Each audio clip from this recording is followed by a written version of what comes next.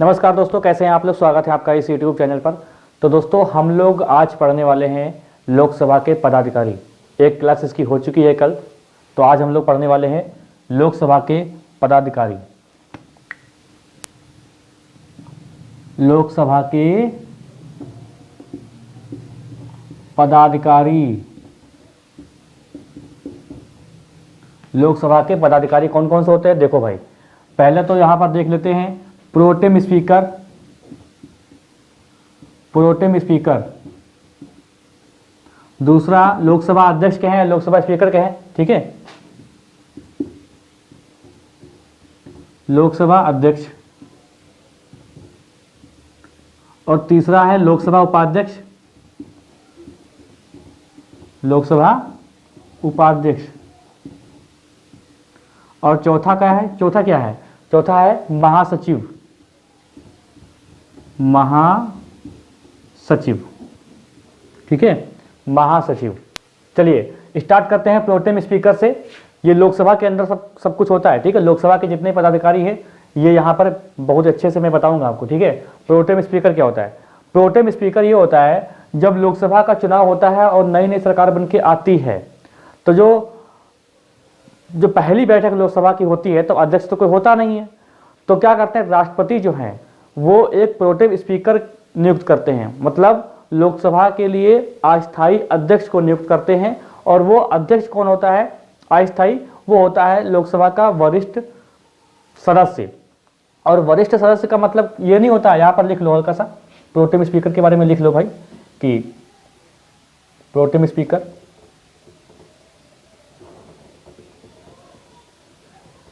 ठीक है, लोकसभा का अस्थायी अध्यक्ष। यहां पे शॉर्ट में लिखेंगे हम लोग, ठीक है। लोकसभा का अस्थायी अध्यक्ष के रूप में जानते हैं इसको, ठीक है।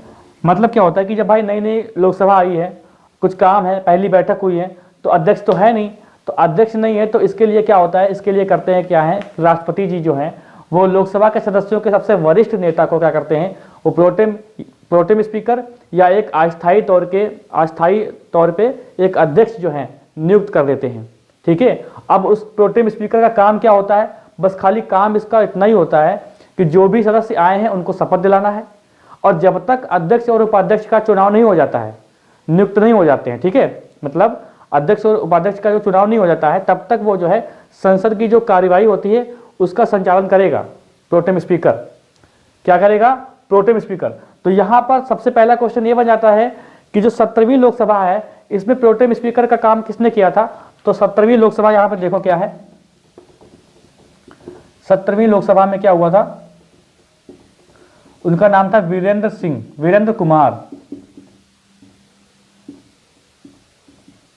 वीरेंद्र कुमार, ठीक है। ये आपको याद रखना है कि 17वीं लोकसभा का प्रोटेम स्पीकर कौन था, वीरेंद्र कुमार था। समझ गए कि नहीं। तो प्रोटेम स्पीकर कौन होता है, एक अस्थायी अध्यक्ष होता है लोकसभा का, लेकिन इसको नाम क्या दिया गया है, प्रोटेम स्पीकर। तो प्रोटेम स्पीकर कौन था, वीरेंद्र कुमार, 17वीं लोकसभा का। मतलब क्या हुआ कि लोकसभा के जो गठन होता है तो कोई अध्यक्ष और उपाध्यक्ष होता नहीं है, तो सब सदस्यों को, जितने सदस्य होते सबको शपथ दिलानी होती है, तो शपथ दिलाने का काम कौन करेगा, लोकसभा स्पीकर करता है, तो होता नहीं है, तो प्रोटेम स्पीकर होता है उसकी जगह। उसके बाद जब बैठक हो जाती है तो वहीं पर एक सदस्य क्या होते हैं, सारे सदस्य जो होते हैं लोकसभा के, ठीक है, वो क्या करते हैं कि अपने ही सदस्यों में से किसी एक को लोकसभा स्पीकर चुनते हैं। अब लोकसभा स्पीकर चुनते हैं तो जब लोकसभा का जो अध्यक्ष होता है, तो वो जब अध्यक्ष का जब पद ग्रहण करता है तो वो अध्यक्षता की शपथ नहीं लेता है, वो सदस्य के रूप में ही शपथ लेता है। ये आपको ध्यान रखना है, बहुत ही अच्छा पॉइंट है। तो यहाँ पर आपको प्रोटेम स्पीकर समझ में अच्छे से आ गया होगा। अब यहाँ पर हम देखते हैं अगला लोकसभा स्पीकर। लोकसभा अध्यक्ष, ये 93 अनुच्छेद के तहत है, आर्टिकल 93 के तहत है। देखो यहां पे बात समझो कि ये है कि आर्टिकल 93 में अध्यक्ष और उपाध्यक्ष दोनों के लिए बातें कही गई हैं, ठीक है। तो यहां पर अध्यक्ष कौन बन के आएगा लोकसभा का, जब प्रोटेम स्पीकर अपना काम कर लेंगे, जब पहली बैठक में ही डिसाइड हो जाता है, ठीक है। तो वहां पर क्या करते हैं कि अपने सदस्य में से सबको पहले ही पता होता है कि किसको बनाना किसको नहीं बनाना, तो सब लोग क्या होते हैं कि अपने बहुमत से अपनी जो है पावर, मतलब अपने वोट के आधार पर या अपनी जो राय के आधार पर एक अध्यक्ष को नियुक्त कर देते हैं, एक अध्यक्ष को चुन लेते हैं अपना, और वो होता है लोकसभा स्पीकर या लोकसभा अध्यक्ष। ठीक है, लोकसभा स्पीकर, लोकसभा अध्यक्ष। कार्यकाल इसका कितना होता है? कार्यकाल की बात करते हैं तो 5 वर्ष इसका कार्यकाल होता है दोस्तों, 5 वर्ष कार्यकाल,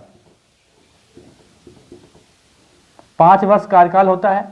ठीक है, 5 वर्ष। अभी इसकी शक्तियां वगैरह देखेंगे, पहले ये देख लेते हैं कि सबसे पहला कौन था लोकसभा स्पीकर। तो प्रथम लोकसभा स्पीकर कौन था या अध्यक्ष? जीवी मावलंकर। ठीक है, गणेश वासुदेव मावलंकर। तो जीवी मावलंकर। और प्रथम महिला अध्यक्ष कौन थी? मीरा कुमार। और दूसरी कौन थी? दूसरी थी सुमित्रा महाजन। सुमित्रा महाजन। और वर्तमान में कौन है? वर्तमान में है ओम बिड़ला। ओम बिड़ला। तो इतनी चीजें आपको लोकसभा अध्यक्ष के बारे में याद रखनी है।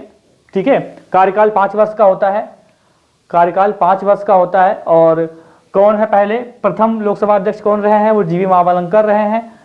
प्रथम महिला अध्यक्ष कौन रही है? मीरा कुमार रही हैं। दूसरी कौन है? सुमित्रा महाजन।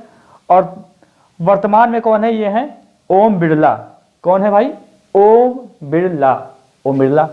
ठीक है, चलिए भाई इतना आप पहले स्क्रीनशॉट लो, अब आगे देखते हैं। देखो अब देखते हैं, जैसे कि 5 वर्ष का कार्यकाल तो है, लेकिन अगर ये हटना चाहते हैं भाई, कि भाई हट जाना चाहते हैं, तो भाई इनका ये हट जाएं। तो आर्टिकल 94 में ये बताया गया है कि 5 वर्ष से पहले भी हट सकते हैं ये, अगर ये अपना त्याग पत्र दे दें उपाध्यक्ष को। उपाध्यक्ष देता है अध्यक्ष को। ठीक है, तो आर्टिकल 94 में क्या है? आर्टिकल 94 में यह कहता है कि जो अध्यक्ष है वो अपने पद से हट भी सकता है अगर वो त्याग पत्र दे दे। ठीक है, तो यहां पर अध्यक्ष की बात कर रहे हैं, त्याग पत्र दे उपाध्यक्ष को। समझ गए कि नहीं? उपाध्यक्ष को। और देखो जब तक नई लोकसभा का गठन नहीं हो जाएगा तब तक वो अध्यक्ष के पद पर रहेगा, जब तक नई लोकसभा का गठन नहीं होगा। जैसे ही नई लोकसभा का गठन हो जाएगा तो एक प्रोटेम स्पीकर नियुक्त किया जाएगा। लेकिन जब तक लोकसभा का गठन नहीं हो रहा है नई लोकसभा का, तब तक वो अपने पद पर बना रह सकता है। या फिर एक तरीका और है, तरीका यह है कि जो लोकसभा के सदस्य, राज्यसभा के सदस्य नहीं, लोकसभा के जितने भी सदस्य हैं उनका 2/3 लोग, मतलब 2/3 लोग के बहुमत से लोकसभा स्पीकर को हटाया जा सकता है। ठीक है, ये बात आपको याद रखनी है। 2/3 बहुमत है, कहीं कहीं आपको कुछ और लिखा दिखेगा, लेकिन 2/3 बहुमत होता है। ठीक है, तो यहां पर हटाने की बात हो रही है, तो 2/3 बहुमत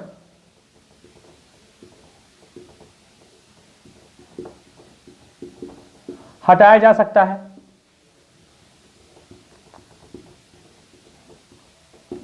हटाया जा सकता है मतलब क्या हुआ कि 2/3 बहुमत है, जैसे कि सदस्य कितने हैं? 545 हैं, तो उसका 2/3 निकाल लीजिए।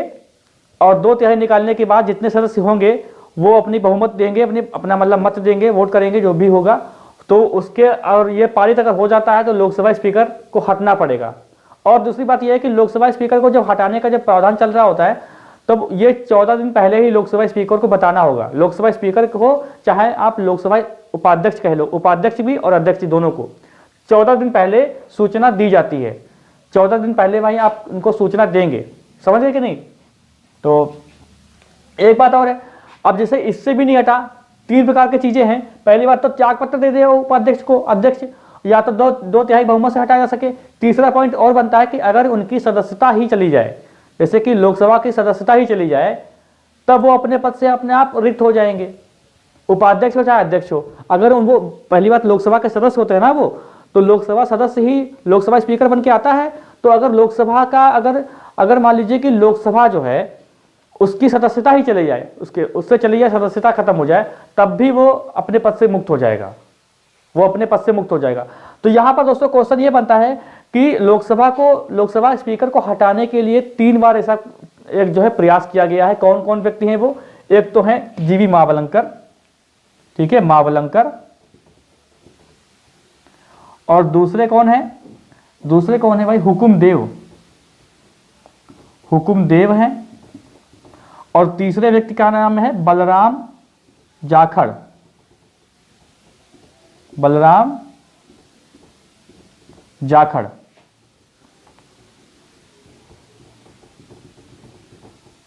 ठीक है। हालांकि ये फेल हो गए थे, ये फेल हुआ था, हटाया नहीं जा सके, लेकिन लाया गया था प्रस्ताव लाया गया था। किसके लिए? हटाने के लिए, कि भाई इनको हटाओ। तो जीवी मावलंकर, हुकुमदेव, बलराम जाखड़, ठीक है। चलिए, अच्छा एक बात और समझो, आर्टिकल 96 में ये कहा गया है, ये आर्टिकल 96 में ये कहा गया है कि जब लोकसभा जो अध्यक्ष होता है, लोकसभा का अध्यक्ष अगर, या उपाध्यक्ष ही कर लो, दोनों की बात हो रही है यहाँ पर। जैसे लोकसभा का अध्यक्ष और अध्यक्ष है, उसको हटाने की अगर बात हो रही है और उसको सूचना मिली है, लोकसभा अध्यक्ष को और उपाध्यक्ष को सूचना मिल गई कि हमारे लिए भाई जो है एक प्रस्ताव लाया जा रहा है हमको हटाने के लिए, तब जो है वो अपने पद से मुक्त ही रहेंगे। मतलब वो अपने पद पर नहीं बैठ सकते हैं जब तक निर्णय नहीं आ जाएगा। तो जैसे कि मान लीजिए कि वो अपनी गद्दी पर बैठते हैं और किसी ने प्रस्ताव पारित किया, 14 दिन की पहले सूचना दी, तो वो नहीं बैठेंगे, वो अपना जो है गद्दी नहीं संभालेंगे।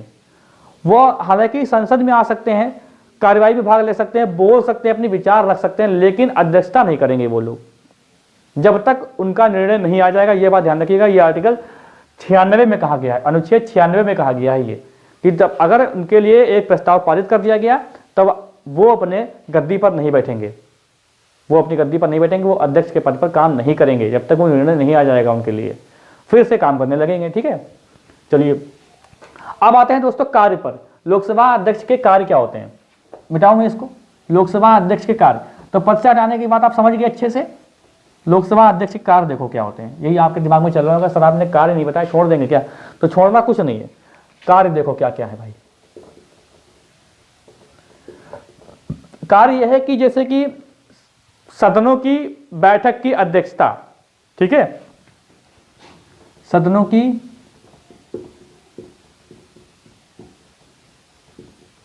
बैठक की अध्यक्षता करेगा भाई कौन? अध्यक्षता करेगा, ठीक है।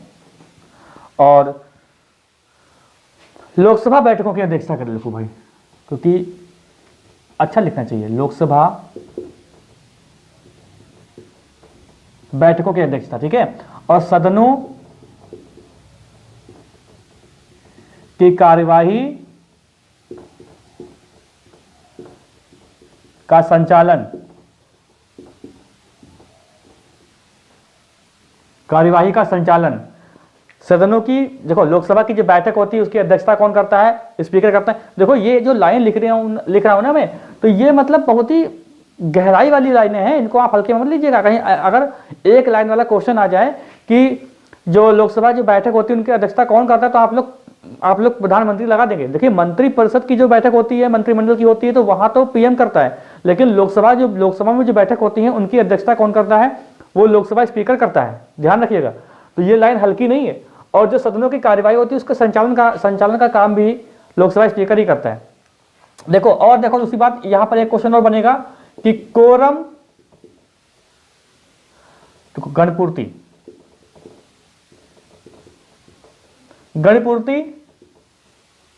ना होने पर सदन को स्थगित कर देना।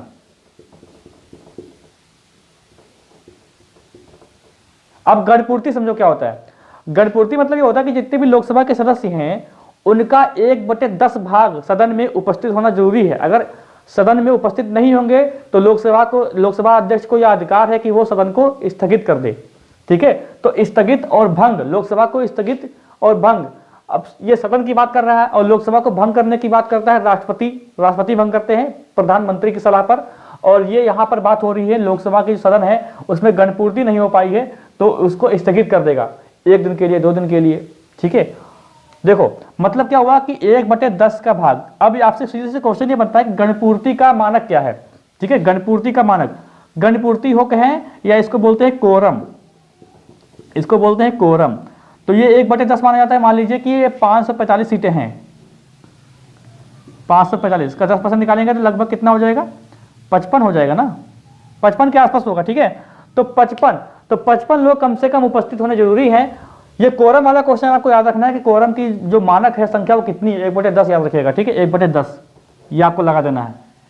ये अगर पूरी नहीं होती है तो वो सदन को स्थगित कर सकते हैं, कौन, लोकसभा स्पीकर। कौन कर सकता है भाई, लोकसभा स्पीकर कर सकता है, ठीक है। दूसरा देखो, दूसरा पॉइंट ये है जो संयुक्त बैठक होती है ना, जो राष्ट्रपति बुलाता है अनुच्छेद 108 के तहत जब कभी विवाद होता है, 3 बार अभी तक हो चुका है, ये मैंने आपको बताया था राष्ट्रपति वाले चैप्टर में। तो संयुक्त बैठक तो बुलाते हैं, मतलब राज्यसभा और लोकसभा एक साथ बैठ के मीटिंग होती है, ठीक है, मतलब एक तरीके से कुछ जब उनके बीच में मत होते हैं, विवाद होता है, तो राष्ट्रपति बुलाते तो हैं लेकिन अध्यक्षता कौन करता है, ये क्वेश्चन बनता है। तो बहुत लोग गलत कर देते हैं, अध्यक्षता करता लोकसभा अध्यक्ष ही है, ठीक है। तो संयुक्त बैठक की अध्यक्षता, अच्छा ये क्या है, ये अनुच्छेद 104 में कहा गया है भाई ये, ठीक है, अनुच्छेद 104 में कहा गया है कि कोरम को स्थगित कर देंगे। तो संयुक्त बैठक की अध्यक्षता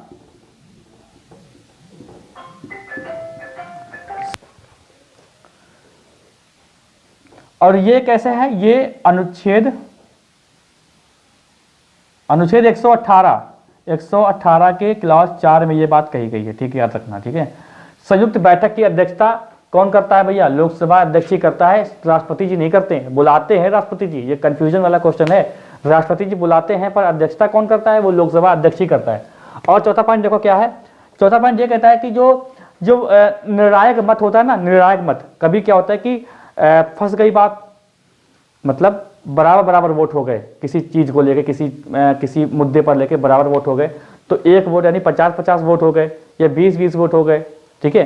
तो एक जिसका ज्यादा होगा उसको मतलब माना जाएगा। जैसे मान लीजिए 50 लोग हैं, 100 लोग हैं, टोटल कितने लोग हैं, 100 लोग हैं, एक जगह एक सभा में 100 लोग हैं, और कहा जाए कि कोई एक बिल आ रहा है या कोई मुद्दा आता है तो कहते हैं हाथ उठाओ। तो मान लीजिए हाथ उठाने की बात कही गई तो 50 लोगों ने हाथ उठाया और 50 लोगों ने हाथ नहीं उठाया, तब भैया बात फंस गई। अब बताओ क्या किया जाए। लेकिन एक 101वां एक सदस्य जो है लोकसभा का ही सदस्य है, मतलब या इसी सभा का सदस्य जो अध्यक्ष बना बैठा है, अब ये निर्णायक मत देगा, या तो हाथ उठाएगा या हाथ नहीं उठाएगा। हाथ खड़ा कर देगा तो जिसकी तरफ ये निर्णायक मत होगा उसकी बात जो है मान ली जाती है। तो निर्णायक मत देने का अधिकार भी इनका है, निर्णायक मत का अधिकार है, बाकी ये वोट नहीं करते हैं, ठीक है। निर्णायक ऐसा जब मुद्दा आएगा, जब निर्णय करना होगा तभी ये लोकसभा ऐसा काम करेंगे, ठीक है। तो निर्णायक कास्टिंग वोट ऐसे बोलते हैं शायद अंग्रेजी में, निर्णायक मत का अधिकार आर्टिकल का किसमें है, 100 के क्लॉज 1 में, ठीक है।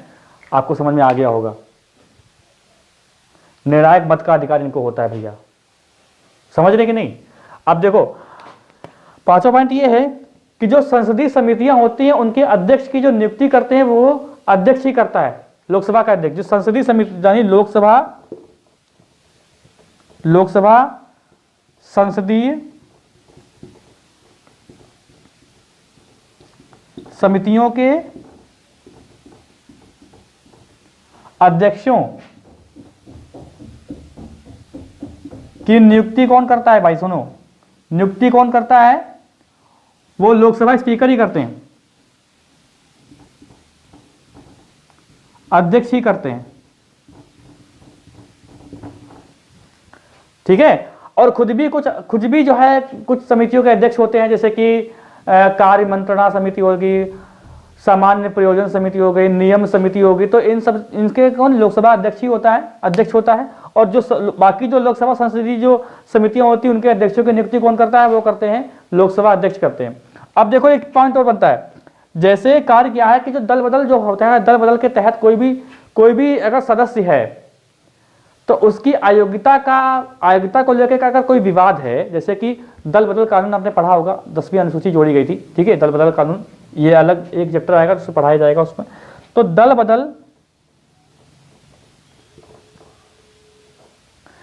बदल के सदस्यों की अयोग्यता के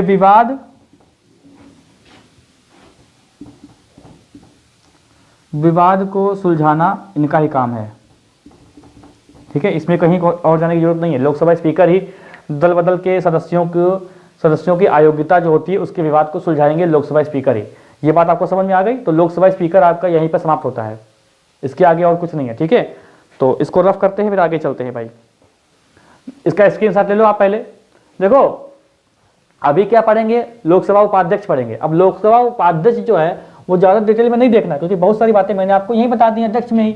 तो 93 में अध्यक्ष और उपाध्यक्ष दोनों की बात की गई है ना।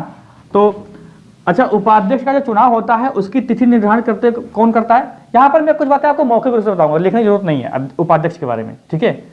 तो जो तिथि होती है चुनाव करने की वो लोकसभा अध्यक्ष ही निर्धारित करते हैं, ठीक है। अब लोकसभा उपाध्यक्ष का मतलब क्या होता है भाई? उपराष्ट्रपति का मतलब क्या होता है? तो मतलब तो ये होता है ना, जब वो अनुपस्थित हो तो ये अपना काम संभालें, यही तो मतलब होता है। जब उपस्थित अगर राष्ट्रपति नहीं है या लोकसभा का अध्यक्ष और उपाध्यक्ष यानी प्रिंसिपल वाइस प्रिंसिपल होते नहीं है स्कूल वगैरह में, तो क्या मतलब होता है कि वो अगर अनुपस्थित हो तो उनके कार्य को वो संभालें, तो इसीलिए उपाध्यक्ष का काम होता है, ठीक है। इसीलिए किसका काम होता है? उपाध्यक्ष का काम होता है। अब इनके चुनाव की तिथि निर्धारित कौन करता है? इनके चुनाव की जो तिथि होती है, मतलब जो चुनने की बात होती है, वो लोकसभा स्पीकर कहते हुए इस तारीख को लोकसभा उपाध्यक्ष का चुनाव होगा, ऐसी बात करते हैं वो लोग, ठीक है। तो बस आपको उपाध्यक्ष के बारे में एक बहुत ही इंपॉर्टेंट बात याद रखनी है, वो ये है कि ये सचिवालय बजट समिति के अध्यक्ष होता है, ठीक है। ये जो उपाध्यक्ष होता है वो सचिवालय बजट समिति का अध्यक्ष होता है,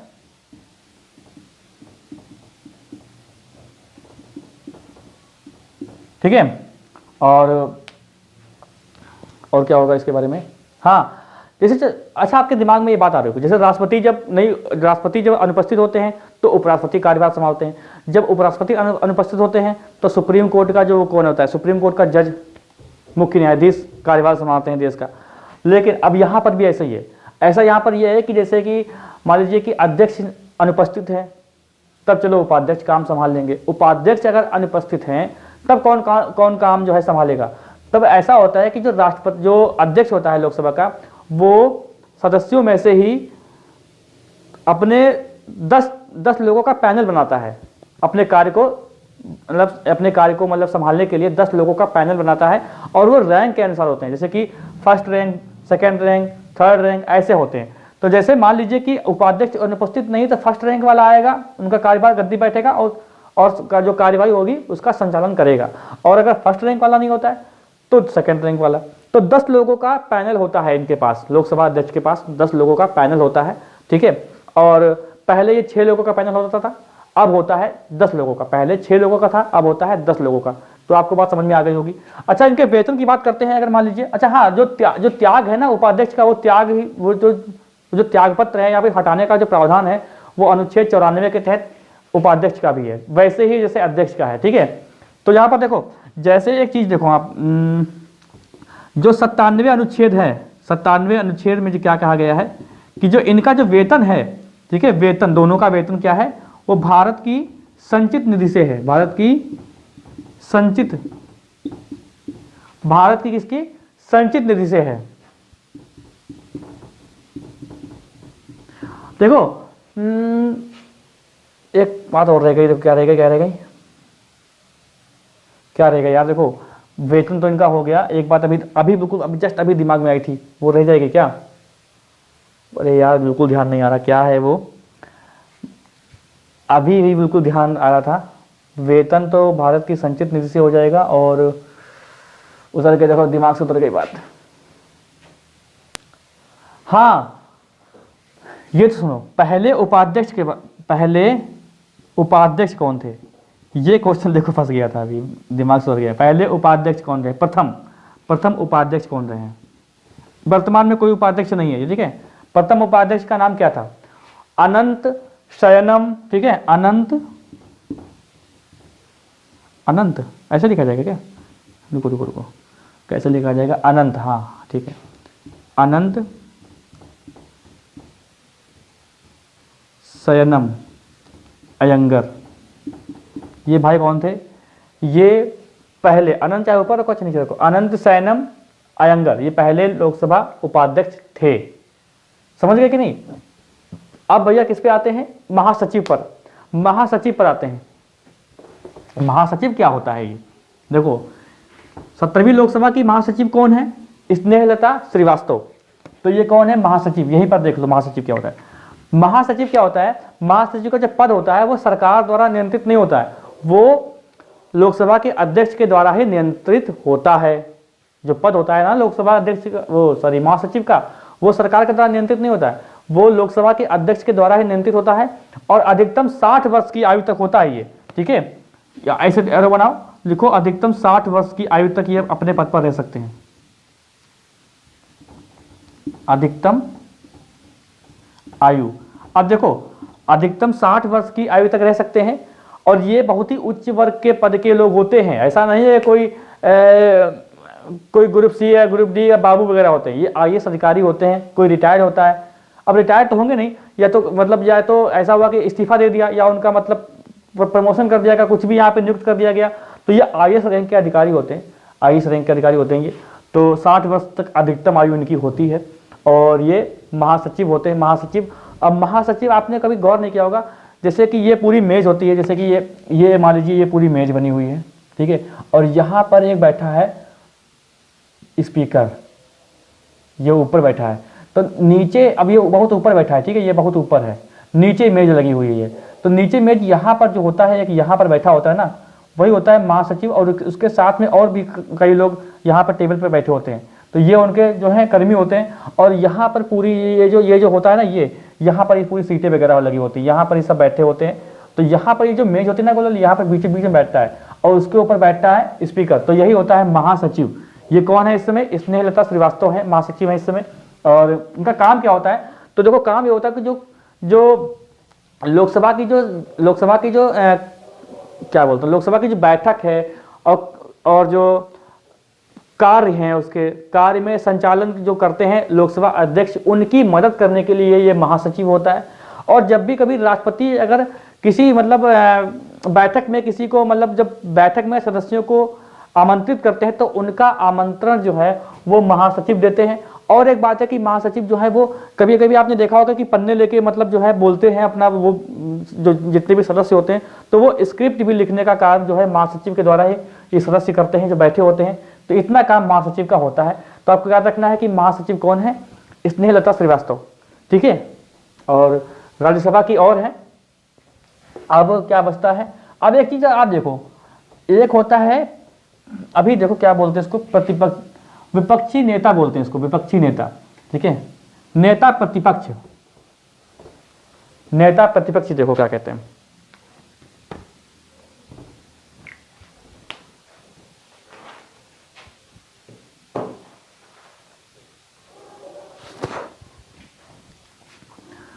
नेता प्रतिपक्ष, ये समझ लो क्या होता है।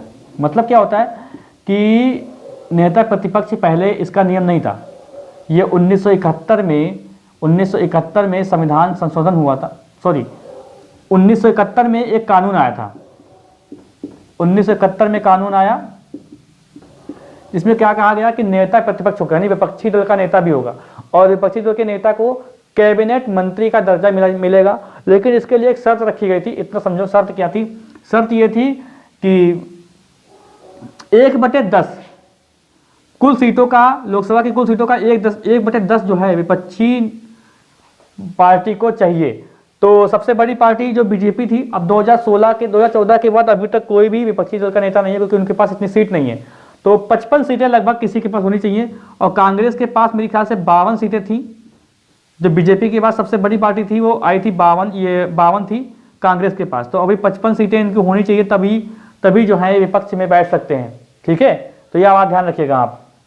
ठीक है, तो आज की क्लास यहीं पर समाप्त करते हैं। अभी लोकसभा खत्म नहीं हुआ है, अभी लोकसभा में क्लासेस और होंगी, तब जाके पूरी बात आपको समझ में आएगी। ठीक है, 1/10 या 10%, पूरी सीट का 10% ये नियम रखा गया था।